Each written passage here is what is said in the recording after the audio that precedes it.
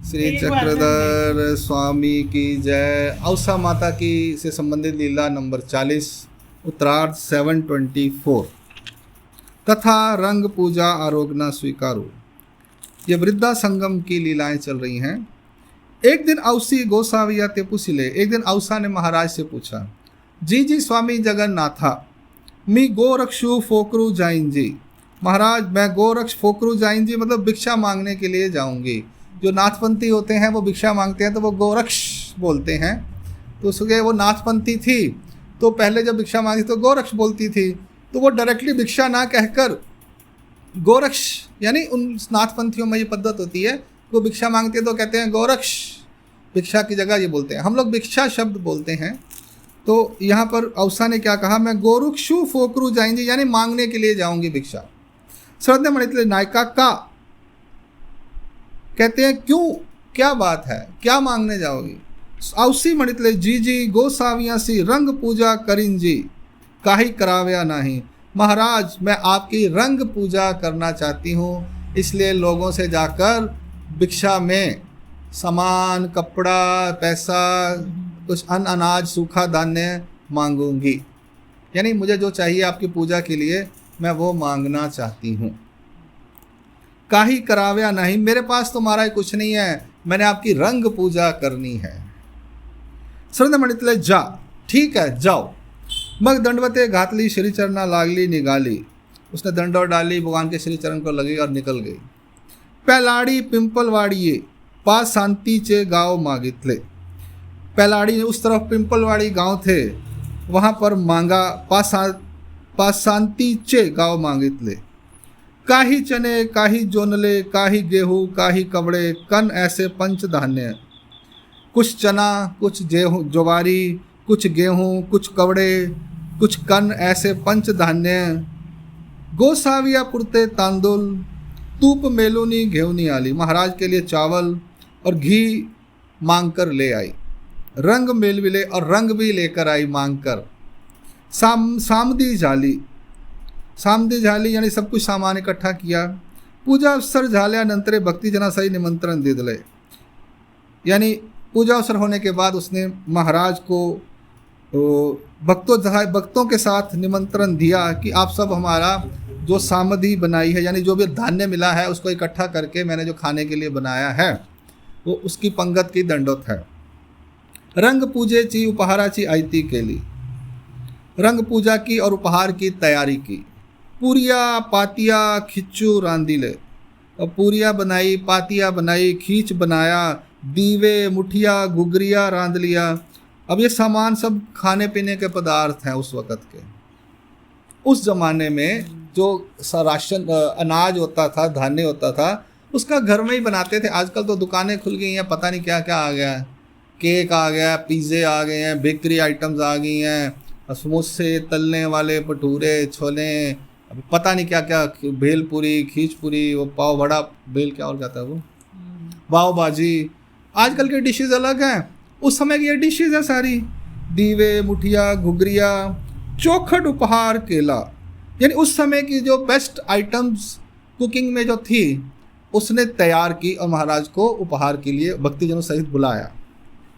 आज हम जब करते हैं पंगत तो हम अपने हिसाब से बनाते हैं। आज की जो डिशेज़ हैं उस समय की डिशेज़ बनाई गई उसने। चौखट उपहार केला, बहुत सुंदर उपहार खाने का तैयार सामान किया उसने। थोरले दीवे केले, बड़े बड़े दिए बनाए उसने, आटे के दिए बनाते हैं। त्यांतु जेऊ पूरे इत के तेल घातले, उसमें खाने के लिए पूरा हो जाए इतना ज़्यादा तेल डाल दिया उसने। आटे का दिया बनता है, बनाया कभी? बनाना, आटा गूंद कर, हाँ जादवाड़ी अवसर में बनाते हैं ना। अच्छा। नहीं, जब यहाँ वो भी होते श्राद्ध वगैरह बनता है शायद। हमारे जब किसी की डेथ हो जाती है तो आटे का ही वो बनाते दिया, हाँ। हाँ बस वही, उसके हाथ में भी रखते हैं। हाँ हाँ हाँ। मग रात्रि संगमेश्वराचा चौकी आयती के लिए, फिर रात को संगमेश्वर में उसके चौक में तैयारी की।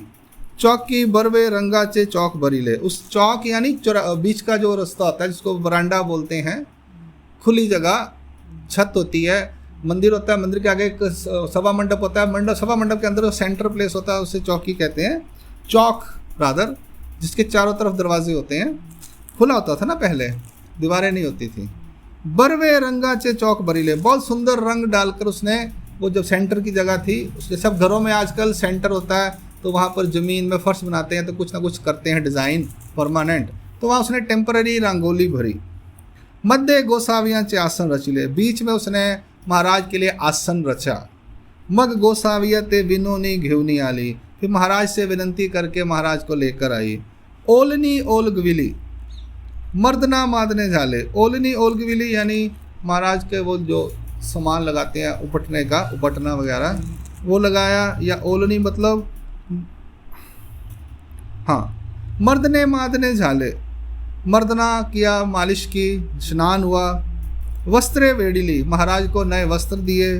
गोसावी आसनी पुष्ट झाले, महाराज आसन पर विराजमान हुए, यानी महाराज को शाम के समय उसने अच्छी तरह से मल कर, बेसन वगैरह लगाकर, बटने वगैरह लगाकर स्नान किया, मालिश की और स्नान कराया और वस्त्र दिए।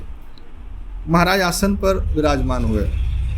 भवंते कनेरांची झेले, सप्तरंगाचे चौक, अरक्ता अक्षता, कनेरी के फूल के झेले थे, यानी फूल का गुलदस्ता। सप्तरंगाचे चौक, 7 रंगों का चौक। आरक्ता अक्षता, जो अक्षता थी वो लाल रंग की थी। भवंते भक्तिजन बैसले, भवंते कनेराचे झेले मतलब आजू बाजू कनेरी के फूल लगाए थे जहाँ महाराज बैठे थे। भवंते यानी आजू बाजू, जहाँ महाराज आसन पे थे उसके आजू बाजू कनेर के फूल थे। भवंते भक्तिजन बैसले, 7 आजू बाजू भक्तिजन भी बैठ गए। औसी गोसावियाँ सी पूजा के लिए, औसा ने महाराज की पूजा की। आरक्ता पुष्पांची पूजा, लाल रंग के आरक्त, ब्लड रेड कलर जिसको बोलते हैं, उसकी पूजा, उसके रंग के फूलों की, फूल के रंग ब्लड रेड टाइप थे, उस फूलों की पूजा की। तैसा ची तिलकू, वैसा ही तिलक लगाया। मग खींचा चिया मुदा के लिया, फिर वो खींच की चीज़ होती है उसकी मुदा की, ऐसे उसको वारने के लिए करते हैं शायद। पूरिये वरी पाती, पातिये वरी मुदा ठेवी लिया। मुदे वरी पाजल्त गोधुम दीवे, अब इतनी तैयारी की उसने कि पूरी के ऊपर पत्ती लगाई, पत्ती के ऊपर मुदा रखा, मुदे के ऊपर पाजलता गोधूम दीवे, यानी गाय का गोधूम, यानी हाँ जो पाथी होती है वो रखी। एक ही कड़े पुरिया, एक ही कड़े मुठिया, एक ही कड़े गुगरिया, ऐसे ही वाने विस्तारी ली। ऐसे उसने महाराज को आरती उबालने के लिए या उपहार करने के लिए इतनी तैयारी की। तैसे जी भक्तिजना ठाए के ले, वैसे ही भक्तिजनों के प्रति किया। गोसावियाचा श्री करी वान ओलग विले, मग भक्तिजना करवी उदो महन विला, आपन उदो महनितले। श्री भगवान के श्री कर में वान ओलग विला, वो दिया सामान, गिफ्ट दिया, फूल दिए सच। मग भक्तिजना करवी उदो महन विला, उदो यानी जय जयकार बोलने के लिए भक्तिजनों को कहा, और खुद भी जो जय जयकार कर रही है। क्या कर रही है?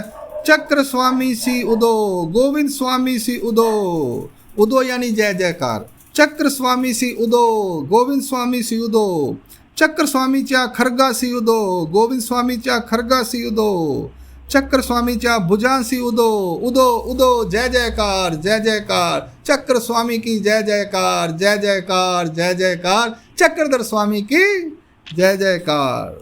ऐसा औसा बोल रही है।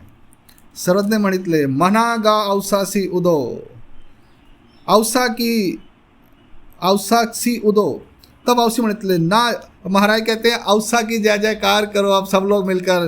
तब औसी म्हणितले ना जी स्वामी जगन्नाथाची उदो की, कहती नहीं महाराज औसा की जय जयकार नहीं, श्री चक्रधर स्वामी की जय जयकार जय जयकार। दंडवत घातले, उसने दंडौर डाली। मग भक्तिजना पुढे एक एक पाजलत वान ठेविले, भक्तिजनों के आगे एक एक के आगे दिया रखा। वान देती आणि चक्र स्वामीच्या भुजा उदो म्हणती, ऐसे वान सबको देती और चक्र स्वामी महाराज की भुजा की जय जयकार ऐसे बोलती। ऐसी अवज्ञा सी वाने दिदली, भुजा मतलब उनके जो हाथ, चक्र स्वामी की जय जयकार तो है ही है, महाराज के आगे जो हाथ है, कहते हैं हमारे हाथ, ये हमारा लेफ्ट हैंड साइड है, ये हमारा राइट हैंड साइड है, तो ऐसे जो महाराज के आगे हाथ हैं यानी सेवक हैं, जो उनकी आज्ञा पालन करते हैं, हर वक्त तैयार रहते हैं, उनकी भी जय जयकार बोल रही है। चक्र स्वामी चिया भुजा उदो, यानी उनकी जो भुजाएं हैं, राइट हैंड लेफ्ट हैंड, जो भी सेवादार हैं, उनकी भी जय जयकार। महाराज की तो जय जयकार है ही है, उनके भक्तों की भी जय जयकार। इसलिए महाराज ने कहा अवसा की भी जय जयकार बोलो। अवसा कहती नहीं महाराज, आपकी ही जय जयकार अच्छी है। ऐसे सभी भक्तिजनों को भी उसने उनकी जय जयकार बोली। उसने सब भक्तिजनों को भी महाराज की पूजा की, साथ में भक्तिजनों को भी उसने कुछ ना कुछ गिफ्ट दिया, छोटा छोटा फूल दिए, मतलब फूलों के गुलदस्ता टाइप छोटा सा। वाने दिदली यहाँ लिखा हुआ है। तब मध्यान्ह रात्रि जाली, फिर आधी रात होगी, काफ़ी अंधेरा हो गया। मैं गोसावियाँ सी ताट के ले, फिर महाराज के लिए उसने ताट तैयार किया। भक्तिजना सहित अरोगना झाली, भक्तिजनों के साथ महाराज की सभी अरोगना हुई। गुल्ला जाला वीड़ा जाला, गुड़ा हुआ वीड़ा हुआ। मैं गोसावी गुम्फे सी बीजे के लिए, महाराज गुफा की गए। पहुड़ सुई करीला, और महाराज ने निद्रा स्वीकार की।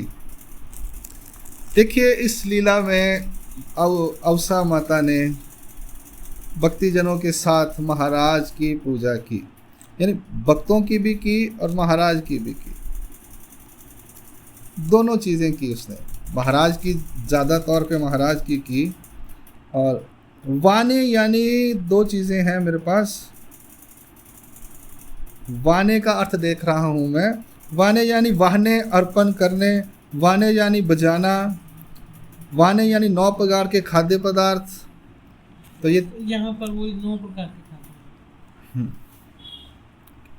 तो वाने यानी यहाँ पर 7 उत्तरार्ध 720 है। तो वाने यानी 9 पदार्थों, 9 प्रकार के खाद्य पदार्थ, यानी खाने की 9 चीज़ें सबको दी गई, ऐसा है। अर्पित की गई, ऐसा यहाँ पर अर्थ है इसका।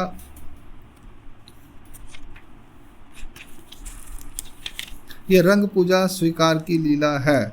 तो हमें जैसे अवसा माता ने यहाँ पर महाराज की रंग पूजा की, महाराज को नहलाया, वस्त्र दिए, आजू बाजू फूल लगाया, आसन लगाया, बीच में आसन पर आजू बाजू फूल लगाए, आजू बाजू भक्तिजन बैठे। उसने महाराज को आरती वगैरह की, 9 प्रकार के पदार्थों का खाद्य पदार्थ महाराज को अर्पित किए, हाथ में दिए। जैसे गिफ्ट देते हैं हम किसी को, डिब्बा देते हैं मिठाई का, आजकल जनरली स्वीट्स देते हैं आजकल, तो उसने उस वक़्त हाथ से बनाकर पदार्थ दिए। और साथ में सबसे मज़ेदार बात है, उसने महाराज के जो सेवादार थे उनको भी सिमिलरली कुछ ना कुछ दिया, थोड़ी थोड़ी क्वांटिटी में दिया होगा, महाराज को ज़्यादा क्वांटिटी में। और उनकी भी महाराज चक्र स्वामी की जय जयकार तो बोली, साथ में उनके सेवादारों की भी जय जयकार बोली। यानी ये बहुत अच्छी चीज़ है कि अवसा की श्रद्धा चक्र स्वामी महाराज पर तो है ही है, साथ में उनके जो सेवादार उनके पास रहते हैं उन पर भी उसकी पूरी श्रद्धा भावना है कि ये मेरे चक्र स्वामी के सेवादार हैं। देखो कितनी सुंदर बात है। हम लोग क्या करते हैं, जैसे अब महिभट्ट जी आचार्य को कुछ नहीं समझते थे, क्योंकि वो अपने आप को बहुत बड़ी विद्वान समझते थे, ज्ञानी, मैं बहुत बड़ा ज्ञानी हूँ। तो ये गलती अक्सर कर देता है व्यक्ति, तो ऐसा नहीं होना चाहिए। हम लोग आश्रम में जाते हैं तो अधिकरण तो हैं ही हैं, लेकिन अधिकरण के पास भी कई शिष्य होते हैं, हम उनको रिगार्ड नहीं देते, उनके साथ बोलते भी प्रॉपरली नहीं है। ये मैंने खुद अनुभव किया है कि मैं जहाँ रहता था वहाँ पर कुछ लोग, एक दो व्यक्ति आए, वो हमारे को बिल्कुल ज़ीरो समझते थे, ये फालतू में रोटी खाने के लिए जनरली आके बैठे हुए हैं, इनको कुछ नहीं पता। ये मेरा खुद का एक्सपीरियंस है, 1-2 बार मैंने एक्सपीरियंस किया। उसको बोलने का ढंग ही व्यक्ति का ठीक नहीं था।